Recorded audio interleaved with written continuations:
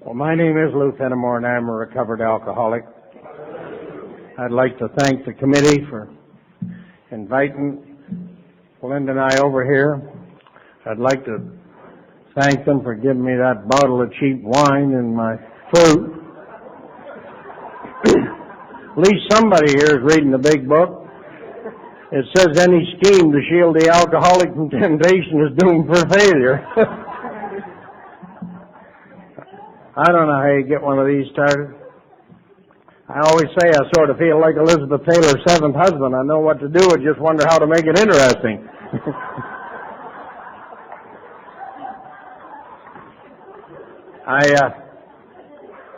I was telling that deal today here, in the book it says if you want what we got and you're willing to go to any lengths to get it.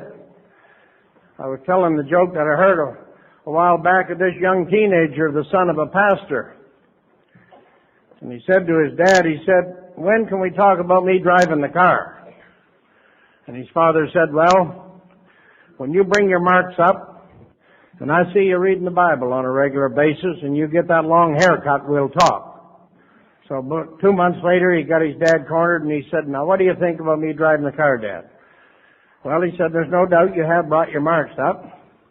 He said, I've seen you reading the Bible on a regular basis, but you still got that long hair.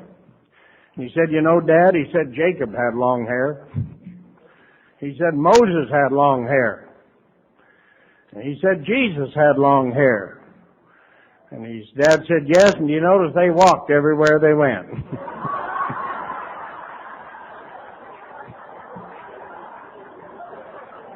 So if you want what we got and you're willing to go to any length to get it, above all, you'll get your hair cut, I'll tell you that.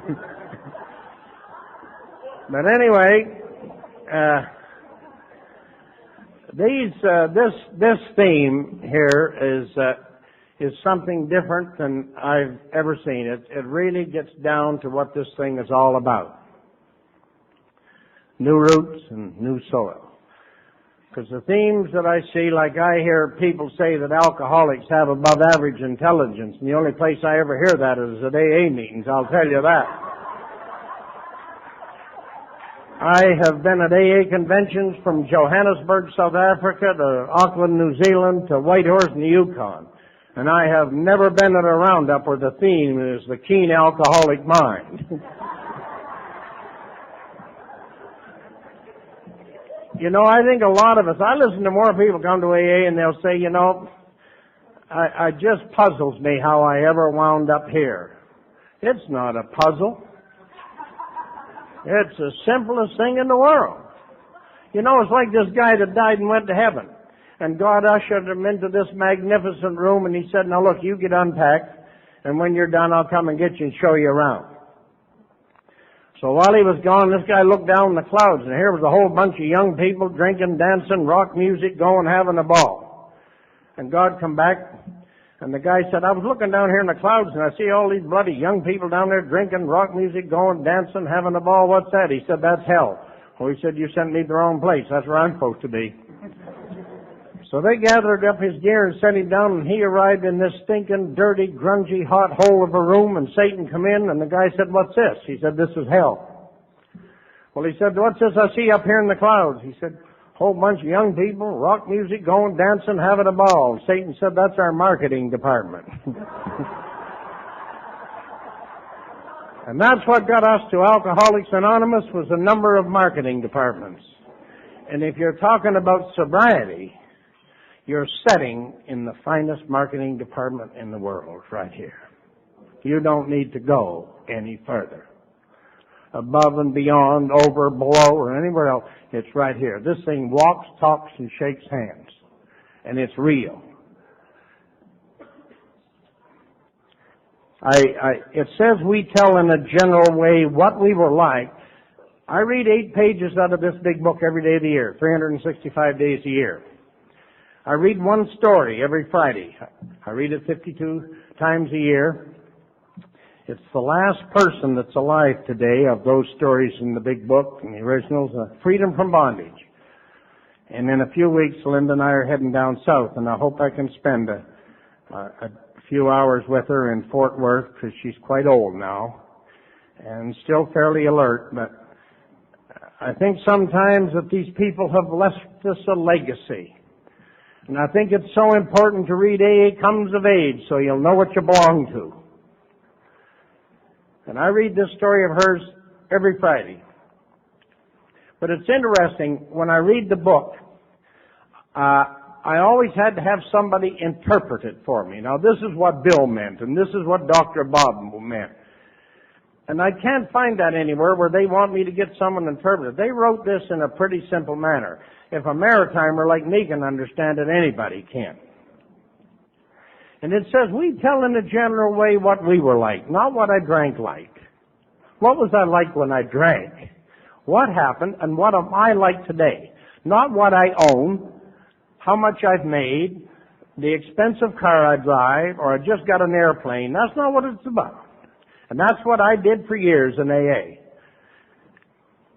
And when a guy sat in my front room one time, about 6 months after my first meeting, some people will remember old Bert Bingham, he's dead now, and 16 people from the 4th Avenue meeting, including my wife, and he turned and looked me in the eye and he said, you know, Fenimore, you're the phoniest bastard I ever seen in Alcoholics Anonymous. And as stupid as I was, I didn't need a second opinion. And I didn't have to turn to this guy and say, Dave, what did he mean by that? You see, today, when we're talking to a new person, we try to speak in a fine spray of generalities, but nothing concrete they can put their finger on. This book is self-explanatory. It says it's our basic text. When I went to school, I took math 5 days a week, and I took science 1 day a week. I'm much better at math than I am at science. And that's what this thing is all about. And for me to tell you in a general way what I was like, it don't take long. Like going down into the South speaking at roundups has helped me a great deal. Because they don't want to listen to no 40-minute dissertation of my drinking from Halifax to Vancouver. They want me to... I believe that everybody that came here to find out how not to drink, not how to drink. And there's new people here tonight, or relatively new, that can tell me something about drinking. My last drink was November the 16th of 1963, when I came up via the Skid Row to Vancouver and came into this fellowship. But I was born on the East Coast in the province of New Brunswick, in a little town right on the American border of the state of Maine. Now, I know the Bible says the wise men come from the east, and I've been wise enough to stay the hell out here. There was no wisdom where I come from, I'll tell you. But I look back on a number of things. And I was talking to some people here today. I was taken away from my real mom when I was 3 months or 4 months of age, and turned over to the people who raised me, Mom and Dad. And apparently they gave me back to my real mom when I was about 7 or 8 months of age for about a month, and it didn't work. She was a drunk. And they gave her back to the people who raised me, Mom and Dad, the only parents I've ever known. And my mom had a railroad, or a hotel. It wasn't hers, but a hotel that she ran. And I lived in a railroad divisional town, and she worked in this hotel. Not up there, down in Perth, New Brunswick. And from what I can gather, she supplied a lot of men who stayed there with everything, food, loving, and lodging. And she was a beautiful woman, absolutely gorgeous. And I met her when I was 11 years old. And she wore the big floppy hats like Olivia de Havilland, and she was a gorgeous lady. But when I got in school and kids started finding out what my real mother was, they started teasing me. And I was a skinny kid. There's a fella here, Norm, who knew me and my mom and dad real well, my family. But I was really skinny. And you know, I had about 4 pounds of ears, and I used to have them boils all over my neck. And they started teasing me, and I started fighting. And there's absolutely nothing wrong with that if you can fight. Took a good man to beat me. It didn't take him long, but it took a good one. I had a lot of fights, and by the look of my face, most of them were split decisions. And I seen lots of guys when I had a store up on Kingsway. They used to come in from back where I'm from, and they'd say, "No, he's a good fighter too, Lou." They got scars going in 17 directions, and I said, I hate to ruin things for you at your age in life, but good fighters got no marks. And they never caught on to that. It's amazing. We're the only people in the world that some till this day still think they were good at what they failed at. Every company from Halifax to here that ever fired me is still doing well. And I used to think, you'll regret it. Maybe they did, but they've not informed me.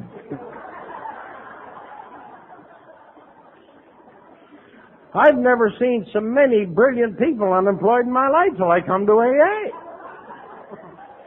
Absolute geniuses. And we have a quality that not everybody has. We're the only people I've ever met that can walk into a room like this of 400 people and pick the idiots out just like that. Never even took a course. It's just a built-in feature to recognize a jerk.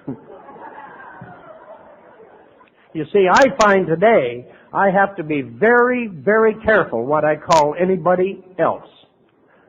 Because I must have the same qualities or I'd never spot them in you. And so these are the things that I look back at today.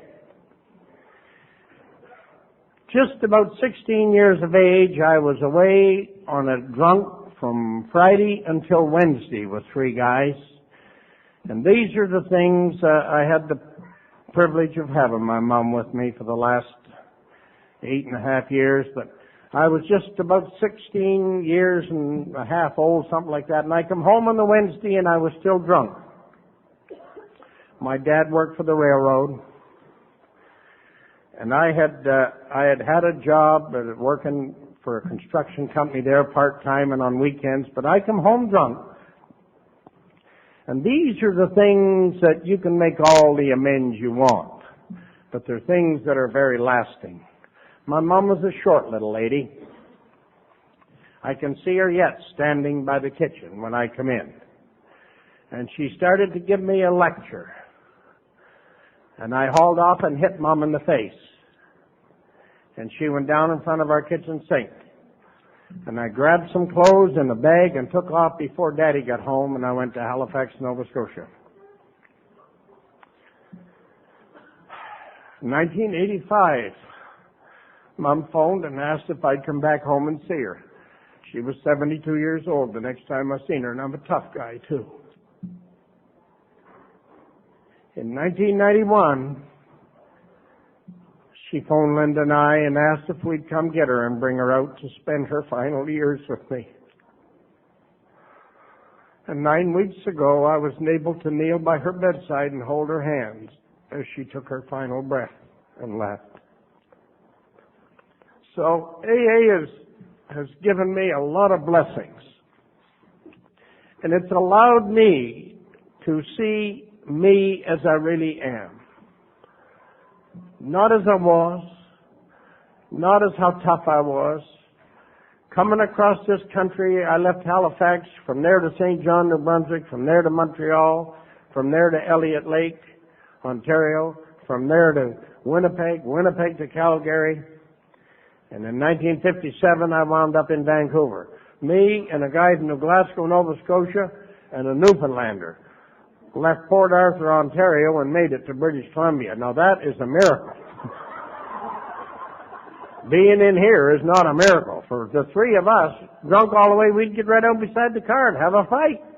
Not for any reason, just fight. And we made it here. My first night in British Columbia, I stayed in the Arco Rooms. For any of you who know where that is, I had a room overlooking. It didn't have a window, so I didn't know what. But it's right above where the old Pender Detox used to be. That was my first night here. And I liked the downtown area. I liked the Skid Road when I first went down there. When I went across Pender Street, I'd gone south. I was on holidays. And I liked it down there because nobody asked you nothing. Kids didn't bother you. Well, I didn't have any then. Creditors didn't bother you. Relatives didn't bother you. Wives didn't bother you. it was an ideal place. Then I met a guy. I used to do a bit of singing in the legions and beer parlors, and I met another fellow who was a singer. And him and I tuned up, and then I met a friend of his from Edmonton. And him and I were in the New Fountain Hotel downtown. And he said, I know a lady up here in Vancouver, and he said, come with me. And he said, we'll drive up and see her. And we went up to this lady's house, and she had just been evicted from a house on Wall Street, and she moved 2 doors up on the same street. And we walked in, and I was probably as drunk as I had ever been. And she immediately threw him and I both out the door. And we went and slept in this car of his somewhere all night. And the next morning when I woke up, I said to Chuck, I said, where was that house we was at last night? Oh, he said, it's over on Wall Street. I said, take me back there. And on the way back, we stopped at a grocery store. And I got a pound of bacon, a dozen eggs, and a loaf of bread. And he took me back to this house, and we walked in, and I threw them on the counter, and I said to the lady standing there, I said, cook me breakfast. And she did. And I was there for the next 11 and a half years. Winnie's regretted this ever since. I'm just like a dog. You feed me and I don't leave. I just stay there. Well, I want to tell you, this woman got an introduction to life that she had never known before. She thought welfare was bad. I'd had a job for Johnson Terminals at that time, and I looked around this house of hers about a week later after I'd been there, and I said, this is not good enough for my family. Winnie had 4 children, and we had 2 more. We have 6 now. And she got her first introduction to bailiffs and repossessions. I started buying furniture. And what is interesting is that the first bit of furniture I ever bought in Vancouver from the fellow's son is sitting here today, Bob. It was from his father, who had a furniture store. And there's quite a story that goes on with that particular family. He's the man that actually gave me my first work when I sobered up. His dad and Bob and Vi. And I became very close to them. And I have so much to be grateful for in little things. But Winnie and I split up, and I went back downtown. And on November the 15th of 1963, I got thrown out of the Rainier Hotel at Carroll and Cordova on what I pray to God was my last drunk. And I got back up to the house where they lived, and how I got there, I don't know. I have no idea what time it was, but I'll never forget it. I knocked on the door, and Winnie come to the door, and she was always famous for asking stupid questions. She said, what are you doing here? How the hell would I know? I don't even know how I got there. And she let me come in, and I slept on the front room floor. And I'll tell you the situation that this family was in when Einstein returned. The lights shut off and phone disconnected. A percentage of the furniture had been repossessed. I owed $7,300 at 51 different places in the city of Vancouver. Not a lot of money, but 36 years ago, that was a hell of a pile of money. I was in small debts court 41 times my first 2 years sober. The next morning when I got up, I had about a half a bottle of wine. And I went to take a drink, and a voice as clear as anything could be said, Lou, your drinking days is all over. And I asked Winnie what the number was for Alcoholics Anonymous, and I have no idea where I ever heard of that name. And she said, if you want the number, look it up. And that's the most she'd said to me in months. And I thought, now she's thinking of reconciliation, I can tell you that. So I looked the number up, and we had no phone. It was disconnected. I went next door to Bill Brown, who worked for Molson's Breweries, and I phoned up, and Lucy in them days was on the phone. She never asked a whole bunch of questions like you do now when you phone in and you fill out a sheet of paper. She asked me where I lived and how old I was. She said, I'll send 2 guys up to see you.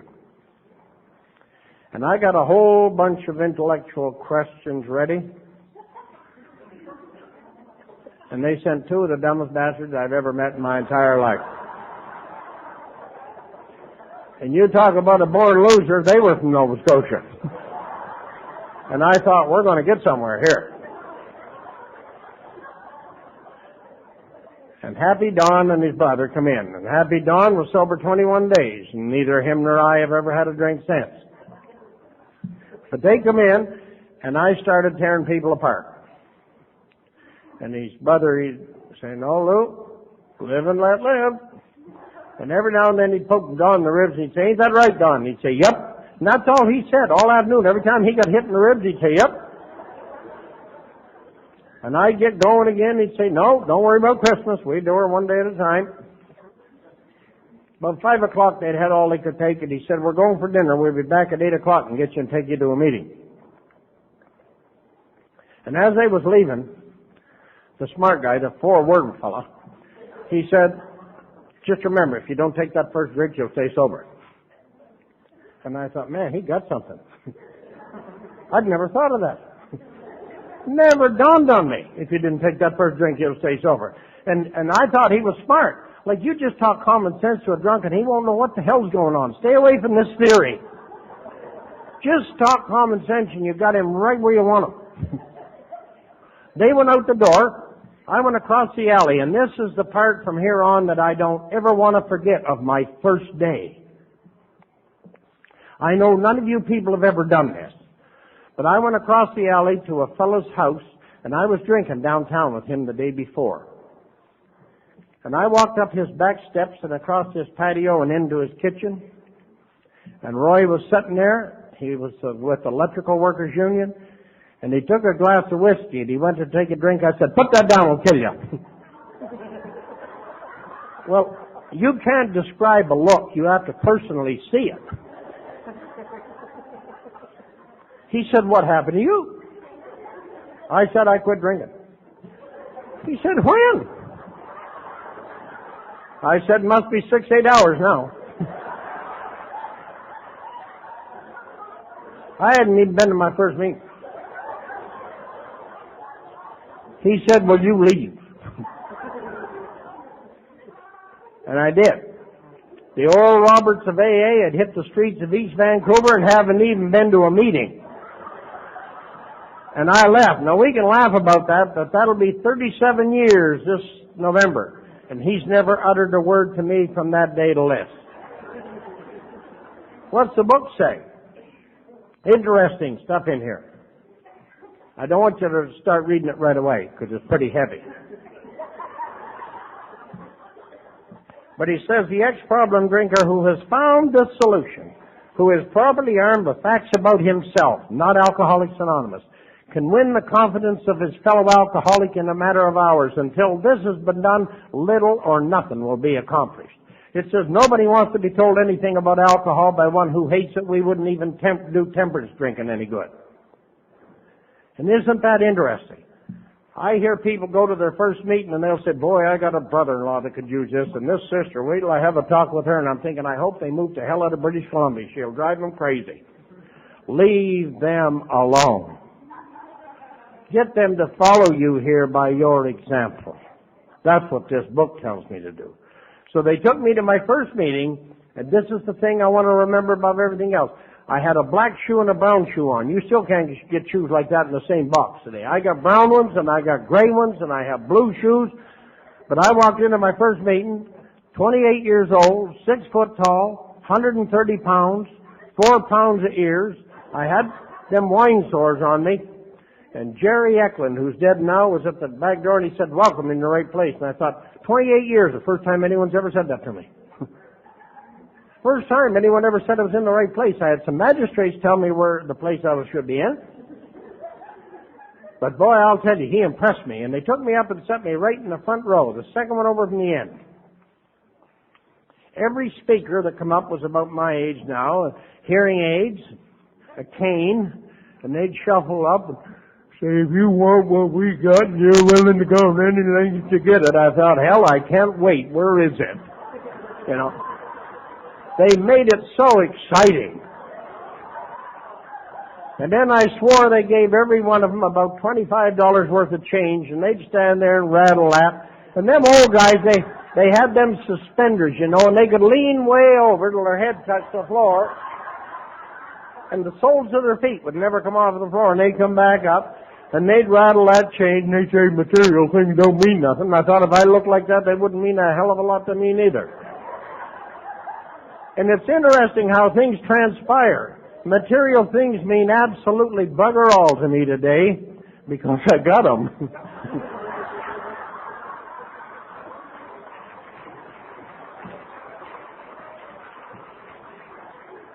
I think it's important to don't tell a guy that's got nothing that something isn't important, because it's very important. Everything is important. To have my wife says she loved me. To have my mom look at me every day and take my hands and head in her face and look right into my eyes and say, I love you, Louie. And that was the same woman I hit. Everything is important. I am so grateful for all of the problems that Alcoholics Anonymous has given me. Like standing in a bank lineup. Driving in traffic on the highway. I never had a car when I come here. I couldn't go in a bank.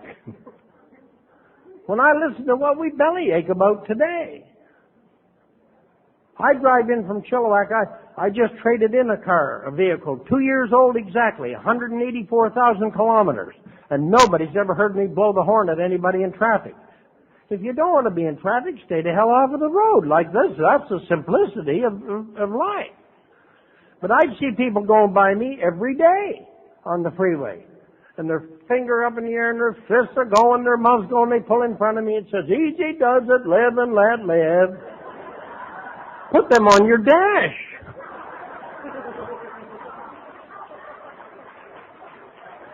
That's where we've always kept vital information, where we can't read it.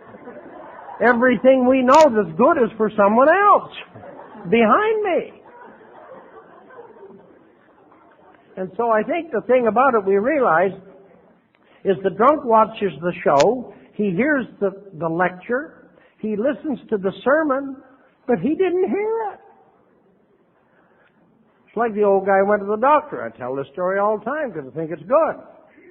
And he said to the doctor, he said, no, the wife and I have been married 45 years and our sex life is just shot to hell. He said, I don't know what to do. The doctor said, I'm going to give you this prescription. Said, when you go home tonight, he said, and you're having your tea before you go to bed, he said, just drop a couple of these in her tea. So they were sitting in the kitchen, he said, sweetheart, look at that beautiful moon. And she looked out and he dropped 2 in her tea and he thought, to hell, I'll put 2 in mine too. So he did. And they both went to bed and fell sound asleep. About 3 o'clock in the morning, she woke up out of this dead sleep and sat up in bed and threw her hands up and said, I need a man. About 2 minutes later, he woke up and sat up and threw his up and said, me too. You don't need to wish nothing bad on a drunk. Leave him alone. He don't learn. It's like the 2 hunters in Ontario. This plane flew him into this lake hunting. And he taxied up to the dock and let him out. And he said, no, okay, I'll be back and get you next Tuesday and 2 moose. That's all we can take out of here on this plane. They said, okay. Next Tuesday he comes back and he taxis up to the dock and there they are and they got 3 moose. And he said to him, he said, I told you, with this plane, we can't put 3 moose, you 2 hunters and your gear on and get out of here. They said, look, we heard that nonsense last year from the other pilot and we gave him $500 and he took our 3 moose out of here. So the guy went for it. He took the money, loaded the moose, the hunters and their gear, and they went down the lake and cleared the lake and cleared the trees. And they went about 10,000 yards and crashed. And when they come to, one hunter said to the other, he said, where are we? He said, 1,000 yards further than we got last year.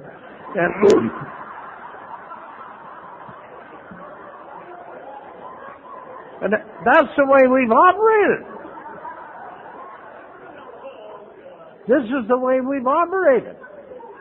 You see, and so we come into this program, and the reason it becomes difficulty, because this program tells me not to think of me, but to think of you. It's not what I can do for me, but it's what I can do for you. And it's like the young guy just before Valentine's Day. He was sitting on the bus, and he had a card in his lap.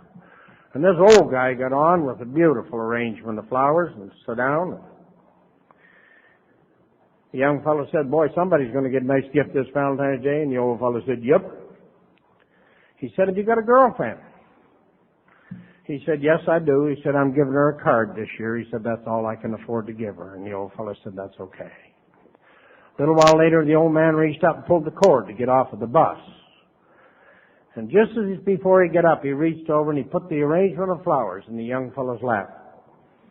And he said, give these to your girlfriend. He said, my wife would like that. And the young fellow watched as he got off the bus and walked through the gates into a cemetery. So, you know, sometimes with the alky, his thinking is just like cement, well mixed and firmly set. And he has no time to think of you, because he wakes up with the gimmies and goes to bed with the wants. And it's all I. And I is the smallest word in the English language and carries the least amount of importance. And I look back today on my time when I come into Alcoholics Anonymous, the things I've done, a lot of them that I'm not really happy about. And I have a lot of people say, well, I can remember Fenimore when he was this, and I can remember Fenimore was that, and I'm glad they can, because I pay no attention to it, and if I'm ever doing an inventory and I need the information, I know they got it. So, you know, I need that type of safekeeping. What people think of me is none of my business. It's none of my business. Dr. Paul said, when I get in my head, I'm outnumbered. And isn't it amazing? That's where we stay all the time. 230 pounds all in here. Wonder why it's crowded. It says in our book, the main problem with the alcoholic centers in his mind rather than in his body. And you can talk about any portion of a man's anatomy. He'll even brag about some, but don't discuss his head. He don't like anyone in there unsolicited telling him he's nuts. You don't win friends and influence people that way. So I was sober 4 weeks. And I found one sucker left and loaned me $200, and I started the trucking business. And I mean, that is a story in itself. Me and my citywide cartage moving in storage. You know, I was so busy looking for the second truck, a little later on they repossessed the first one. And I thought every successful trucking company owner should have a Cadillac. So I got one. I ain't going to tell you how I got it. The important thing for the drunk is to get a set of wheels. And I had this big white Cadillac. And you know what happened. I've only ever had 2 real big expensive cars since I sobered up, and they repossessed both of them. But Bob, who's here tonight, Bob T., his father gave me my first work up on Renfrew Street. And it's interesting how this all transpired, these things. And what happened in the process. When they talked about deflation of ego in depth, you see, today we got so many facilities where we're teaching and treating that sometimes I think we fail to tell people the truth. I ran around AA talking about all the money I owed, and old Gordy Jens, who's passed on now, he tried his damnedest to talk to me in a nice way, and I didn't hear. One night at the Pleasant Group, he got up, and in them days, about 135, 140 people at the Pleasant Group. He said, you know, Fenimore, you've been talking about all this money you owed. You ever considered repaying it? And I thought, hell, that's a different approach. I'd never really thought of that. What a genius of an idea. And now I know, from being in business myself over the years, where the word stress comes from. It's telling people how much you owe, but with no intentions of paying it. That's very stressful. If you don't intend to pay the guy, for God's sakes, don't admit you owe it to him. That's trouble. And so my old sponsor set me down one day and he said, we have 2 primary purposes in Alcoholics Anonymous. He said, one's in the book, one isn't. He said, our primary purpose is to stay sober and help other people to achieve sobriety. And that's the first time I ever realized that staying sober was an achievement. The second one, he said, is to get a lifestyle together that's open for inspection 24 hours a day. And today I can say that. Who I'm with, where I live, what I do, how much I got, my life is an open book. And so I think these are the things that I look at today that start to make sense to me as a result of these steps as they're printed. Not as I interpret them, because when you look up interpretation, it says avoidance of truth. So don't get my interpretation of something. This is laid out pretty simple. And so I think these are the things that I look at today. Is just this. And it says, here are the steps we took. And it doesn't say how long. And it says, if you want what we have and you're willing to go to any lengths to get it, then you're ready to take certain steps. And these are outlined pretty well. I think these steps are quite simple. I was saying today. 1 and 2, you fess up. 3, you look up. 4, 5, 6, and 7, you clean up. 8 and 9, you pay up. And 10, 11, and 12, you keep it up. And that's about as simple as you can get it. But the minute you mention that to somebody, you know what they say. Yeah, but. I've got a book. And it says, God never says, yeah, but. There is no yeah, buts. There is no yeah, buts. I've had a lot of things that's happened in my life that's got me to where I am today and to see things as I see them today. And this made me aware of the fellowship I belong to, the legacies that have been left to us by people much wiser than I, that were here long before I. I just received a copy just recently of the life history of Clarence Snyder, who passed on. And this is a book and a half to read. And all of a sudden it opens your eyes to a little bit more of what went on. And 3 years ago when I was asked to serve on the board of Dr. Bob's home in Akron, I really got much more interested in what Alcoholics Anonymous is. What do I belong to? There's nothing in this big book anywhere that says if you go to meetings you'll stay sober. I can show you people every day that's going to meetings getting drunk. So I think there's a whole structured program here, and it says this is a design for living that works. And so I think it's important when I'm looking at myself to use a mirror, not a telescope. Try to get a close-up, so I recognize the guy looking in the mirror. And I think we sort of want to sometimes get a far-away look at ourselves. Because just about everything that's ever been said about Lou Finnemore, negative or anything else, there's been a measure of truth to it. And that's good. Not that it's right, but it's good there was a measure of truth. But Dr. Bob said to Bill, he said, Bill, we must watch our errant tongues, and it's comforting to know that from that day to this, there's never been a word of gossip in Alcoholics Anonymous. But the tongue located in a damn place has a tendency of slipping when moving fast. And so I have to be very careful of what I say. I have no right to stand up here and get my laugh at anybody else's expense. If I want to get my laugh, get them at my expense. If I want to tell a story up here, tell mine. Not my wife's, not my children, not my ex-wife or ex-girlfriends or anything else. It says for me to tell in a general way what I was like. It's important that I see the I. What happened and what am I like now? And to me, I was 15 years sober before I recognized all that. Some people catch on to that quick, like 4 or 5 days. I was a long time. Because somebody mentioned here this morning, you come in and you see the Cadillac and the blonde and the nice home, and I wanted all of them. I got them too. Maybe not in that order. And isn't it interesting? I lost them all too. But the interesting thing about it, that these people like Winnie and Vera that I lived with and Sharon, these people are all good friends of mine. You don't hear me running them down and they don't run me down. I don't play games anymore. I like to play games, I just hate losing. And these steps get me out of playing games. And I had to look at a step, the first one where it said we admitted we were powerless over alcohol. Alcohol's last word. It's the last word. Like, every skipper is a good skipper on calm water. We're all great members when everything's going great. Well, what was I powerless over?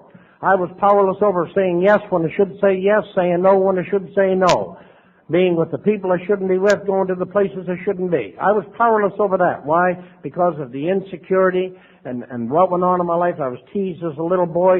I never felt as good as, worthy of. And so I was powerless over alcohol. And it said that our lives had become unmanageable. It didn't say that it's on the way. It told me that it's arrived, Lou. It's here. And the steps are all in past tense. It said we admitted, we came to believe. It doesn't say we'll admit. We'll come to believe. And I think these are the things that really become aware to me. And then we looked at number 2, and it said we came to believe not in a power greater than ourselves. It said that a power greater than ourselves. I hear people say, well, I really have trouble believing in this God stuff. They don't give me that choice.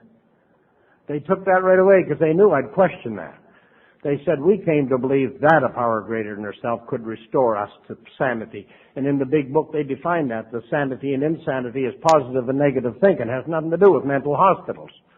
And when I looked up the meaning of the word restore, it said to return to original form.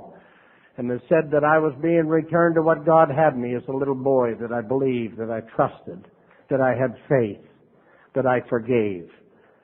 You know, you can give a little kid a spanking. When I was a little boy, and an hour later they crawled up on Daddy's lap and said, Daddy, I love you. That's what I was restored to, that I could forgive you. Regardless of, you know, it's amazing that all of the things that I hear people talking about someone else, 90% of it is, do you know what I heard? And isn't it amazing that I will form an opinion based on, do you know what I heard? And then try to convince somebody else that I'm getting better. Anytime I form an opinion on any man or woman in this room based on what I heard, I'm a long way from home plate. I'm a long way from home plate. You see, when you hit a triple in baseball, you didn't score a run. You got to third base. And I think that the purpose of this thing is for me to cover all the bases in order to score a run and help my team win. Out of all the 12 steps, only one did they ask me to make a decision. They know that's not one of our strong points. Agreeing with them, yes, but not making them. I hear people say, oh, I turn it over to God every morning. I said, what's it? No, I do. I turn it over every morning. I said, I heard you. I did not question. I said, what is it? I turned a lot of things over to God, and He pulled a chair up and outweighed me. I turned my bills over to Him, and He turned them right over to a bailiff. Many things He's very unreliable in. Very many things. Said we made a decision to turn our will and our lives, which is my thinking and my actions, and it doesn't say I turn them over to God. It doesn't say that at all. It says I turn them over to the care of God. And that's a big difference to me. When I turn something over to you, I expect you to do something. But this is saying I turn it over to the care of God when it's something that I can't cope with or handle at this given moment. And He will keep it in good care till I'm able to take it back, straighten it out, and cope with it. And I sometimes believe that we just turn everything over to God. I hear people say, well, God wants me to have a job, I'll get one. And I'm saying, who in hell are you praying for to? I've been looking for God's employment agency for 65 years. I needed a drink to go apply for a job. Once I got the drink, I was too good for it. God will give me the courage to go apply for a job. That's what He will give me. But I think this candy-coated rationalization that I see sometimes, and I realize why people, they relapse, is because these steps are outlined precisely how I'm supposed to live, not tell you how you should live. I am not a dictator. I am not a controller. Our leaders are but trusted servants. They do not govern. And these is what the steps has got me to do today, is to allow my wife to live her life, my kids to live theirs, my 14 grandchildren to live theirs, my 4 great-grandchildren to live theirs. I just be there if I can be of help. But we're, like I was saying today about the lady walking down the street, and she's got a little boy in each hand, and meets a neighbor, and she's 4 little boys. She said, the doctor's 4 and the lawyer's 6. We don't control. No. We're extremely grateful people. Extremely grateful. It's like the lady who lived in New York and her son lived in Florida, and he had 2 little children, a little boy and a little girl, her grandchildren. He wouldn't let her come down because she was a drunk. Finally, she sobered up. And he said, okay, Mom, you can come down and see the children. She went down the first day she was there. She took them down by the ocean, sat them by the water. All of a sudden, a wave came in and picked her little grandson up and washed him right out in the ocean. And she looked up and said, dear God, if you've never done anything for me before in your life, would you bring my grandson back? And in the next moment, a wave brought him in, plunked him right at her feet. And she looked down, looked back up, and said, he had a cap. And I think in many cases that's how we operate. That's precisely how we operate. Is we see and yet we don't. Gratitude is something that's very fleeting. And we just don't get the message. It's like the story I tell of the psychiatrist that went to this nut house to see some of his alcoholic patients. About 10 o'clock he went out for a coffee break. He walked out, and here was one of these patients with a wheelbarrow full of cement and a bunch of bricks building a wall. And he said, pray tell me why you're in here. Well, he said, my family resented me, so they had me committed. Well, he said, I've never seen bricklaying like that in my life. He said, it's a piece of symmetrical beauty. He said, I'm on the board of this hospital, and when it meets on Thursday, I'm going to stand on your behalf. He said, I'll have you out of here on Monday. And he turned to walk away, and this idiot threw a brick and hit him right in the back of the head, and down he went. When he finally come to from this clout in the head, he got up and he turned and looked at this guy, and he said, now why did you do that? He said, I just didn't want you to forget Thursday. And that's the way we've gone through life year after year, wondering why in the hell society reacted the way they reacted. And that's why they got me to take a searching and fearless moral inventory of myself, not a fearful immoral. A searching and fearless moral of myself. And when you look at some of the basics, every human being has 26 assets and they have 26 defects. So the good are half bad and the bad are half good. And I think it's important that I find something to build on. I know today that when they build a large building, they put a form in the ground and they put some structural steel in it, and they fill it full of cement, and they build a foundation. Now, as they go up, they may use some used plywood or a used door case or whatever. But the foundation's always brand new material. They never put used cement in the form. And I think sometimes that we're scared to restructure our life with brand new material, brand new thoughts, brand new values. It says this program is spiritual in nature. And spirituality, when I looked it up, it says the opposite of materialism. God has never let me down. Never once. And never have I accused Him of ever letting me down. I think that sometimes it says spiritual principles will solve all our problems. Isn't that a promise? Isn't that a promise? Isn't it nice they say we got 12 promises on page 83, and people keep reading them and keep reading them. The fear of economic insecurity will leave. It doesn't say economic insecurity is going to leave, just the fear of it. I think the greatest promise that's in any of our literature, the greatest promise, is on the 3rd page of step 5 in the 12 and 12. Not the 12 by 12, that's a piece of timber, but the 12 and 12. It says this is the vital step whereby you will get the feeling that you can be forgiven no matter what you have thought or done. Man, that's a promise for a drunk. When I can be forgiven no matter what I have thought or done. If you only knew what's gone on in this head that nobody else has known about, top secret. That is a promise. To know, I don't care what you've done. I don't care who you've done it to. God will forgive you. What a promise. Who wouldn't want a promise like that fulfilled? Who wouldn't want a promise like that fulfilled? I think that's the thing that we have to do. And we've gone through all our life trying to BS people, and to let people believe something other than what it really is. And it's so sad. I lived that life for a number of years when I first sobered up. And I paid dearly for it. Emotionally, mentally, financially, physically, and spiritually.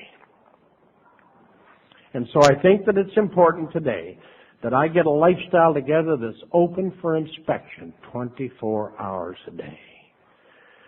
And that, it says that we made, in step 5, where it says we admitted to ourselves and to God or another human being the exact nature. And I was thinking back several years ago, I'd done a retreat, the one that Father Barney started in Oregon.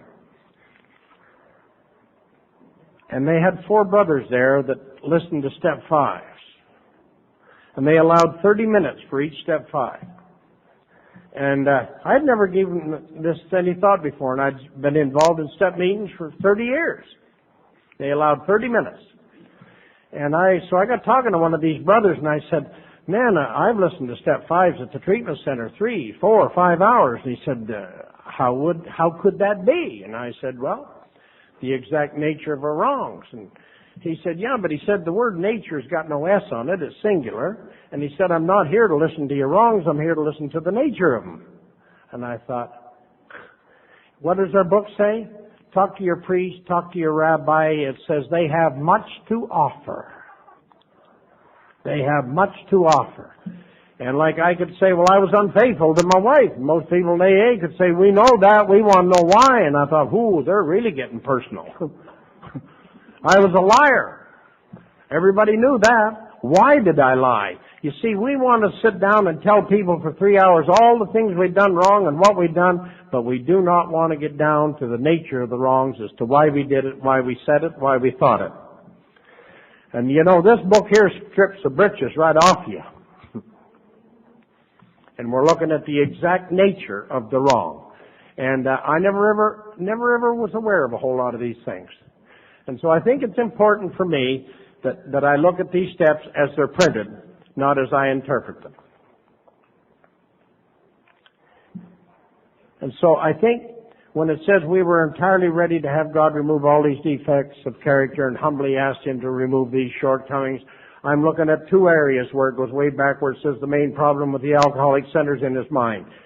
My defects is what I'm thinking and what I'm saying. If I can stop it before it gets here, I don't have to worry about making lists to make amends. If I can stop it before it gets here. And you know, that's the most comforting thing to me, that everything is up here, 10 square inches, like an American Express card. I never leave home without it. Take it wherever I go. And I think these are the things that start to make some sense to me. It said we made a list of all persons we have harmed. It doesn't say hurt. It doesn't say hurt. Big difference. Big difference between harm and hurt. And I always connected them all together. You see, I can leave here today, and I can tear Bob, or I can tear Frank, or I can tear Pat to shreds all over this island. 4 years from now, it comes back to them. And they'll say, how could a friend hurt me like that? Now it's been hurt. But for 4 years, it was where Dr. Bob says we must watch our errant tongues. And I have to ask myself, why do I want to criticize someone today? Do you know why I criticize people in Alcoholics Anonymous? Do you know why I resented people when my first few years in AA? I never resented you because of you. I resented what you represented. If you were successful, I resented success. If you were happy, I resented happiness. If you were popular, I resented popularity. That phony SOB, I can tell you something about him. Why would I do that? Why would I do that? All my life I wanted to get my licks in. I've been given more than my share of chances in life at everything that you'd want. And from the time I've been a little boy, every place I've ever wanted to go, I've been. And everything I've ever wanted to do, I've done. And everybody I've ever wanted to meet, I've met. I've had a fabulous life. And no qualifications to do a whole lot of it. It's just that you people, I've had 9 jobs since I sobered up, and I never asked for one of them. People would come to me and said, we got a business, we'd like to know if you'd manage this, or if you'd do that, or you'd do something else. And isn't it interesting that these people seen something in me that I never thought I had, and I couldn't see them in myself. And when Winnie and I split up, I was 11 and a half years sober, and a fellow who I brought to Alcoholics Anonymous, who owned 4 of the largest custom design jewelry stores in Vancouver, phoned me up one day and he said, Lou, he said, would you have lunch with me? And I went to have lunch with me, and he said, you know, he said, I've watched you and that, and he said, I don't know what the hell you're doing driving a truck. Well, that's all I'd ever done, so that's why I was driving a truck. He said, how would you like to manage my main jewelry store? And I said, I'd love it. And why I said that, I have no idea, so don't ask me. I put an ad in the paper, and I sold citywide cartage, moving and storage, and about 6 weeks later, I was setting at 12th and Granville as manager of Ragnar Jewelers, custom design jewelers. And he went to the bank that first morning, and a lady come in. She owned Saba Brothers Ladies Wear, Mrs. Saba, and she dumped some gemstones out on a burgundy felt pad and said, what can you do with these? And I felt like saying puke, you know. I thought, how in the name of God did you get yourself in this mess? I didn't know an emerald was green or a ruby was red, and I'm in this bloody jewelry store. And Ragnar come back and he straightened this mess out. And that night when we were leaving, he said, you forget about any AA meetings tonight, Lou. He said, I want you to write down every possible reason why a lady wouldn't want to buy a piece of jewelry in this store. And what he was talking about was handling objectives. You see, we don't like no. We love yeses, but we don't like no. And so I worked there, and he worked with me my first month. And our first month, at the end of it, they totaled up their sales, and his was $7,800, and mine was $33,471 my first month. And I've been selling something ever since. And I think it's great. And I worked there 3 years, and I quit. And I went selling Electrolux vacuum cleaners in North Vancouver to get some experience in rejection. I'll tell you, sure as hell get her there. They still tell that story, apparently. I haven't been there.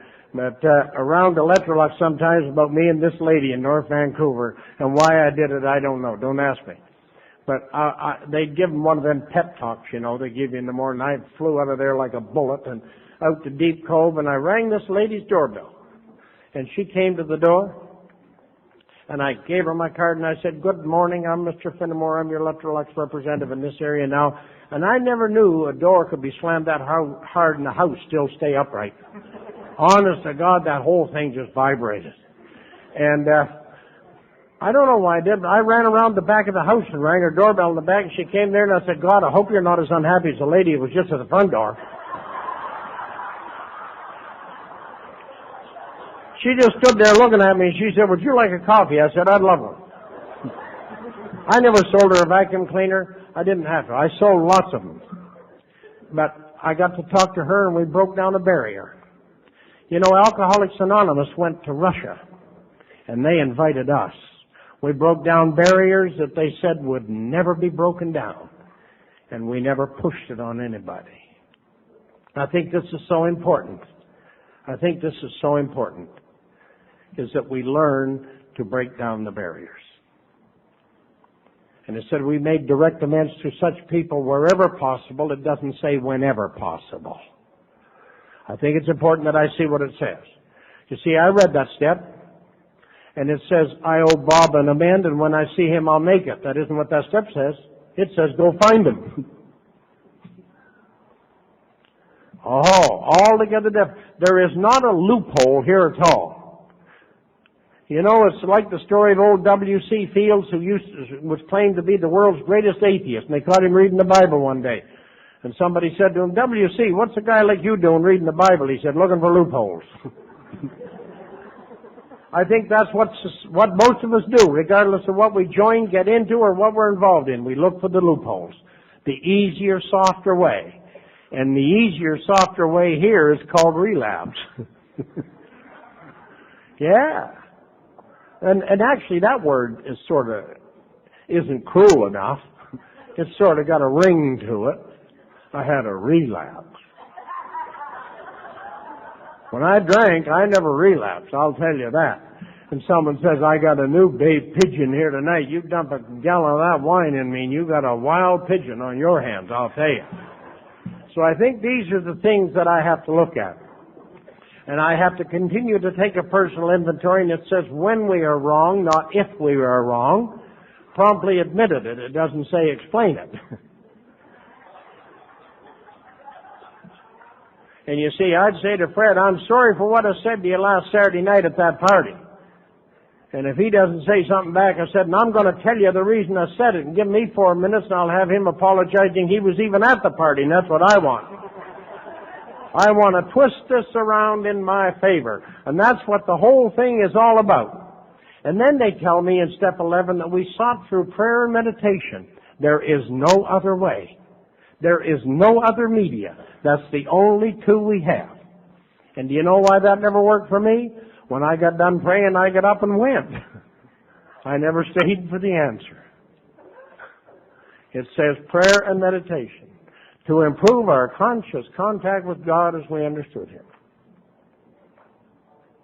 Praying only for knowledge of His will and the power to carry that out. And then the 12th step says, having had a spiritual awakening. What is a spiritual awakening? It says in the book. Way in the back of the book. It tells us.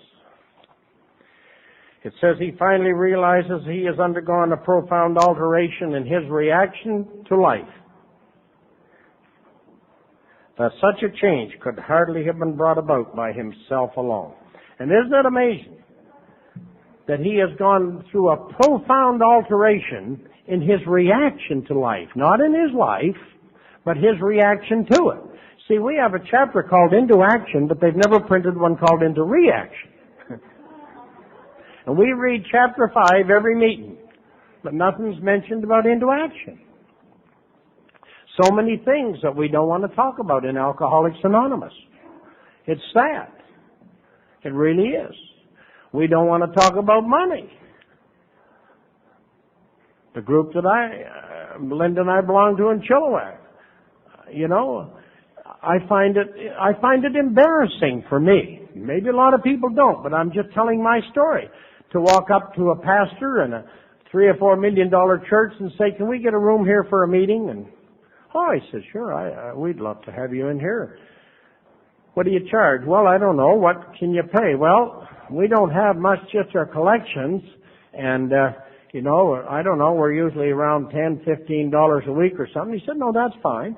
And the first night he goes out to the parking lot while our meeting's on, and there's 7 Lincolns, 4 Cadillacs, 8 motorhomes, 6 $35,000 Harley Davidsons, and we're looking for a $5 million church for $15. And we're so proud of our fellowship.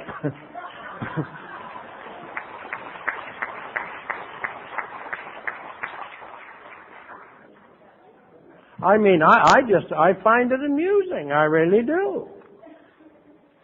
That we can't take, and it says, like, you go to all the meetings, I go to a pile of them in the Deep South, just regular AA meetings. Boy, when they pass the collection down there, and many of them, they'll say, if you're a visitor or not a member of this group, please refrain from putting any money in our collection. We are self-supporting through our own contributions. And we do that in Chilliwack now. I put $5 a week, every week of the year, in my collection. If I'm working city and I got an income. And if I'm away 6 weeks holidays, when I come back, it's 7 times 5. I pay my mortgage every month. They don't care whether I live there or not. They could care less. But I want my rent paid in my group, so if you ever come to visit, the doors will be open. And I think it's important that the new person is made aware of where their money goes. And so these are the things that AA has got me to look at, is the full spectrum of our fellowship, what it's all about. And you see, I think that the biggest thing is that for many of us is we do not want to recognize the things that has come about to make us where we really are and what we really are.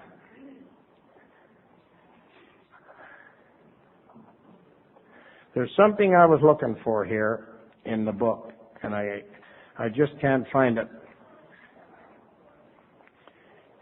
This tells me quite a bit about where I stand today.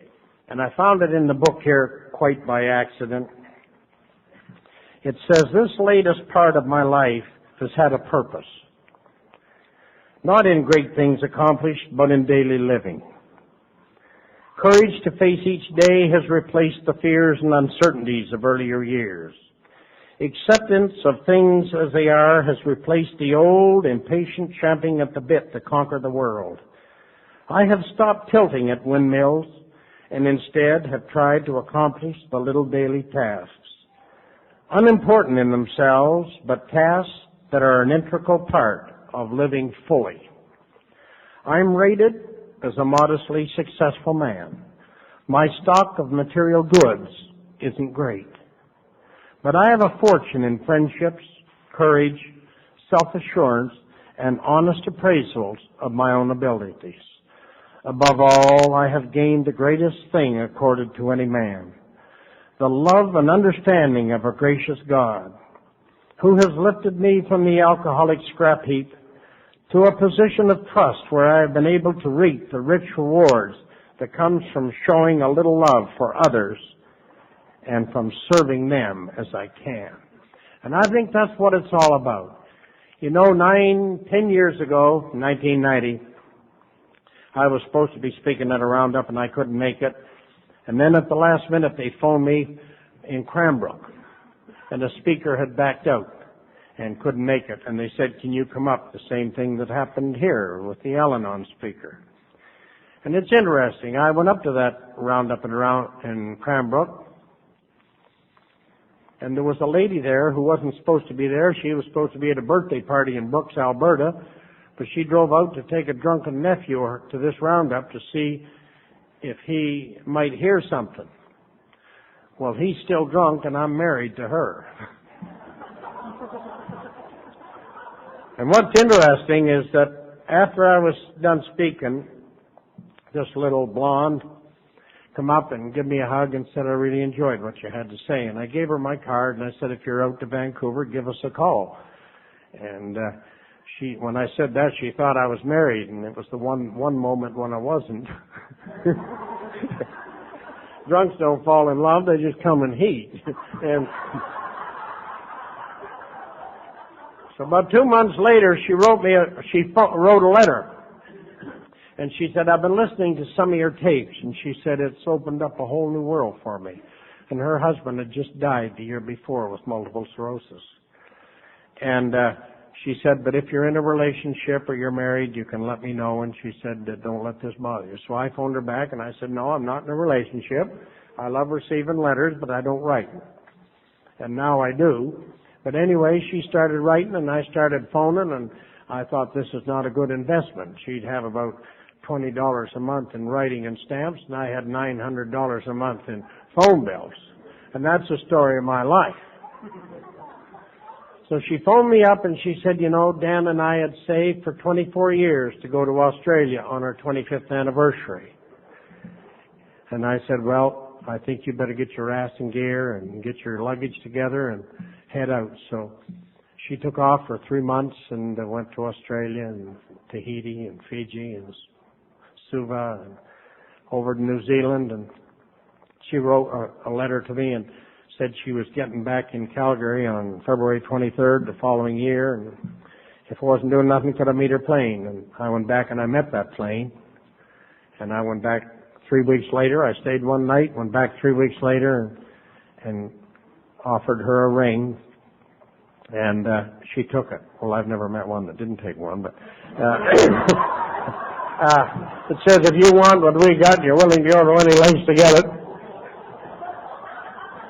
And Linda come out the following June, and we were married in October. And I think this has probably been the greatest thing. I've accomplished more, accumulated more, and done more in those last 10 years than I did in the previous 55. We've traveled the world. We've had a lot of fun. We've never had a fight or arguments, or never have. She's sitting here, and if you say, well, that's a bunch of crap, No, she's right here. I wouldn't want to change a thing about her, from what she wears to her hairdo. I think all her life we're trying to change somebody else. This book is all about me changing me. I wouldn't want to change a thing about her. When she was in New Zealand, she jumped off of that original bungee bridge in Queenstown, 491 feet down the canyon. And I always say that's my dope on a rope. I don't need to get gonorrhea to know I don't want it. And we have so much fun. And when I say, what am I like today? I'm supposed to be home at 5 o'clock. I arrive home at 6. She don't say, did you forget how to use the telephone? I know I should have phoned. We don't make an issue out of these things. We just don't. Every single morning of the year, she wakes up at 10 to 5 and rolls over and puts her arm around me and says, I love you, sweetheart. Every day, without fail. 3 years ago, a guy, a sponsor, when we come back from Portugal, he breeds Jack Russell dogs, and he gave us a little Jack Russell, gave Linda one for Mother's Day. And that's one of our children today. And if you think you have an inactive life, get a Jack Russell. And I'll guarantee you there will never be a dull moment. Our life has gone to the dog. She sleeps right between us under the blankets. And I don't know if Linda put her up to that or not. Because my mind makes contracts my body can't keep. And I don't know if any of you people have gone through these things, but like a rabbit, this won't take long, did it? But I think that when we look back at all these things, the messages. Yesterday, I went to see a couple who were very good to me. Had a lot of meals at their home. They live in Campbell River now, and he's third on the list to go into a home with Alzheimer's and dementia. And she was serving us tea yesterday, and she had these little napkins. And isn't it interesting, the messages? I know I'm not perfect. I just wish I knew where I wasn't. You say people don't know you? I think these are the things that we're looking for.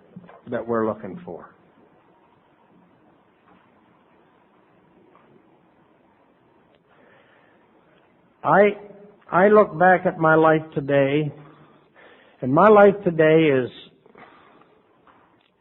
is to make your road, my wife's road, my kids' road, as easy as possible to tread. How I live in my home today. We were talking about it earlier. My wife is not my servant. She's my buddy, and she's my friend. When I get out of a shower in the morning, I wash the walls down, I clean the glass doors. I clean the taps in the sink and the mirror in the bathroom, and when I walk out of it, you'd never know anyone's ever been in there. That's not her job to clean up after me.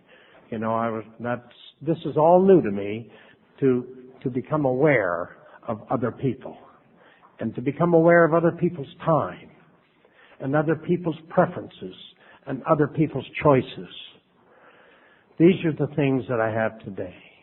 When I look at the traveling I do today, I sit in my den today, and I look around, and sometimes I get pretty choked up when I think of where I came from. I think of my background. I think of how I've treated people, even after I sobered up. And I sit and look around my walls, and I see a scroll all framed, signed by President Bill Clinton to Louis Fenimore. I see another one in a big oak frame where Governor Patton of the state of Kentucky made me an honorary colonel in the state of Kentucky, and they only do 6 a year. And 2 of them was Colonel Parker, Elvis Presley's manager, and Colonel Sanders, who died, a very active member of Alcoholics Anonymous.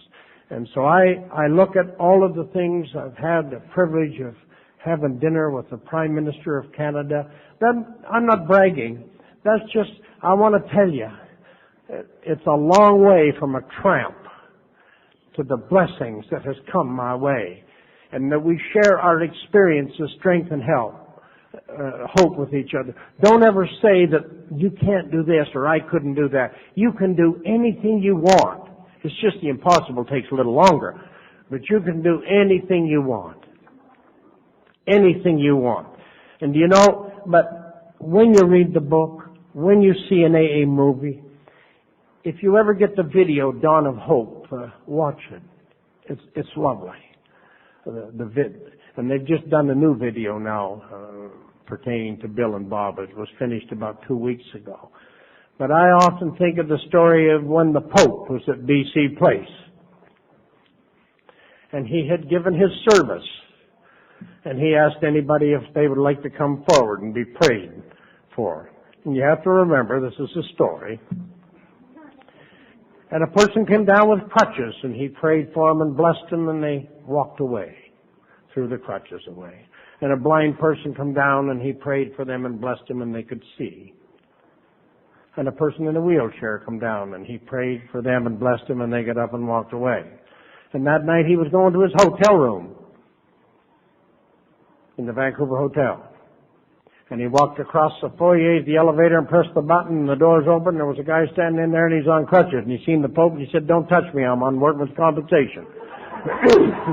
And I think many, many times we hear the sermon, we see the story, we read the book, but didn't get the message. And I think that this is what it's all about, is did we get the message? I often wonder. Because, you know, the poor old drunk, for some unknown reason, he does what he's told sometimes, whether he knows what it's about or not. And it's the same as the drunk, he made this kite, and he never put that long tail on the end of it. And he's trying to fly it. And he goes out and throws this thing up in the air, and he runs like hell, and it goes about 20 feet and piles right into the ground. And he picked it up and threw it again. And it ran about 20, 30 feet and piled right into the ground. His wife watched him do this about 3 or 4 times. I don't know if she was an Al-Non or not. And she looked out at him and hollered at him, and she said, "You bloody dummy, you need more tail." He said, "Make up your mind. Last night you told me to go and fly a kite." So, I mean,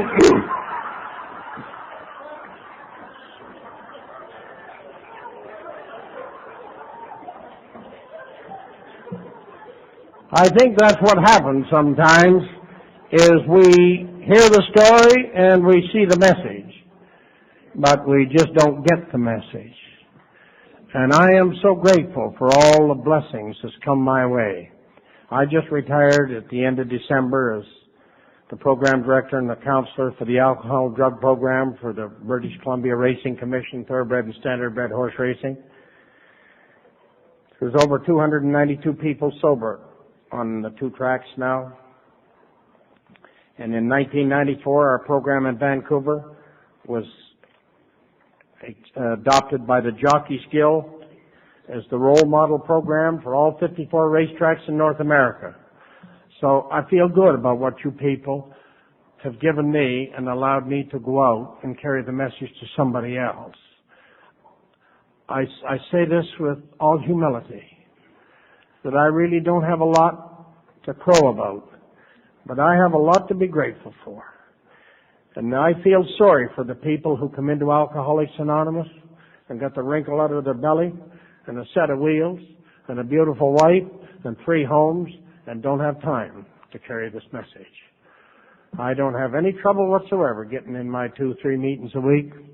Everyone in Alcoholics Anonymous is given 168 hours a week. And yet you'd sound like I only get 40 and someone else gets 200 or whatever. We all get the same amount of time. Arranging of time and what we do with it, to me, is vitally important. And they don't ask too much from me. I get a chance to go to a lot of these. I get a chance to meet a lot of people. And I get a chance to laugh at myself. And I think that's the greatest gift there is when I can learn to laugh at my own mistakes. I've allowed society to punish me for them.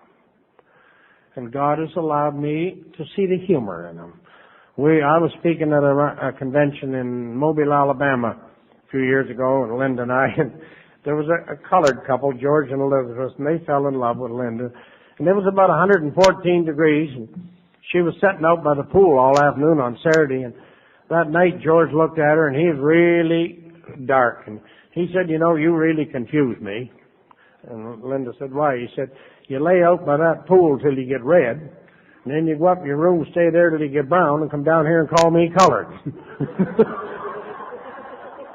You know, sometimes we get so serious about nothing that we scare hell out of ourselves. God will never let you down if you're sincere and earnest about what you're asking for. He will never let you down. He will always be there. I'm scared to pray for anything for fear of getting it. I really am. And I'm going to close with a little story. It's one that's said so much. And we do it usually after meetings. And yet maybe we don't even think past that. But it's the story of a couple who had a farm in the prairies. In the fall, it was pretty cool one night, and they walked out to look over the fields after they'd harvested, and they had a little boy, and they took him with them. And that night, he ran off and got lost, as children sometimes do. And they went back to the farmhouse, and they phoned the reserve army, and this man said to him, he said, our little boy is lost out in our fields. Can you send some men out? He said, we'll have an officer and some troops there at daybreak. And at daybreak they arrived. And they went out to the field where they were the night before. And the officer said to the men, he said, line up across this field. And they did. And he said, join hands. And they did. And he said, go across that field. And they did. And they found the little boy, and he was dead. He'd perished. And his daddy reached up and held him in his arms. And he looked at his wife. And he said, you see, sweetheart, if we'd have held hands last night, we wouldn't have lost him. I only pray that I can be the type of friend you've been to me. Good night, and God bless you.